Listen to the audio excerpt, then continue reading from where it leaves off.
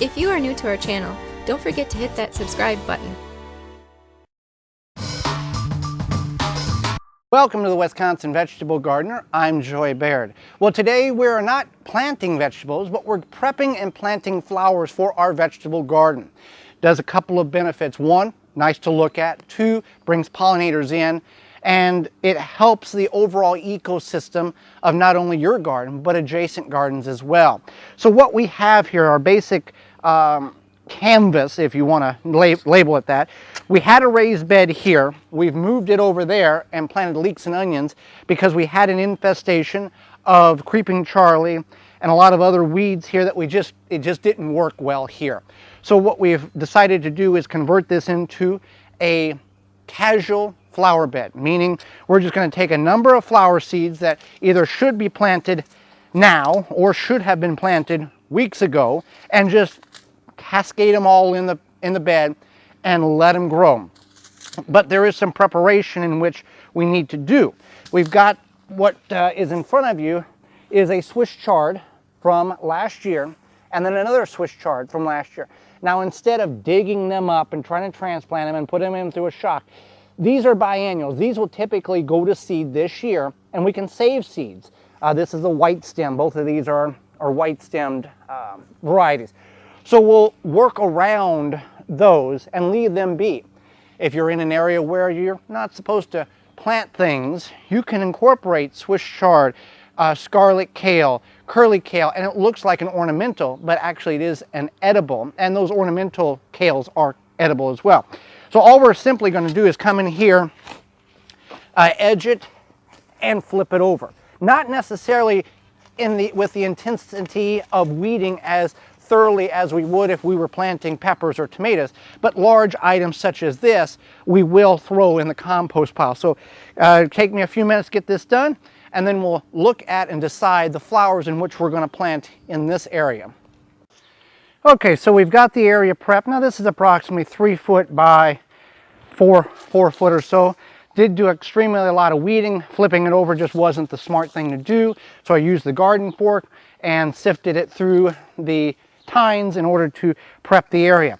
Now what we're going to plant here is globe, amphoran, snapdragons, bachelor buttons, zinnias, cosmos, and pincushions. Now with all of these, there's a variety of germination rates or germination times on this between 5 and 24 days. And there's proper spacing in which you should have 6 to 12 inches apart, so on and so forth. However, with this natural planting of flowers, we're simply going to take, and we'll take the pincushions here, open them up, and sprinkle them just like that. And that's what we're going to do for all of them. And then once we get that done, we'll gently tease them into the soil because they need to be about 1/8 of an inch deep for these. For example, the zinnias 1/8 of an inch. 1/8 of an inch. So most of them are half, and this is a 1/2 inch for the cosmos. So we're just going to rake it, gently tease it into the soil, and then take some of our compost here and lightly dust it and walk away and let nature take its course. So I'm going to get these done, and then we'll get to the point where we've got to cover them up. Okay, so that concludes that portion. Now I am going to take just some all-purpose fertilizer and just sprinkle it around, just to help. Okay, and we're just going to take and dust it, and we will water this in just to get them to set into the soil. All of these are annual flowers, but they will seed out, so we can save the seeds at the appropriate time. And then we're going to take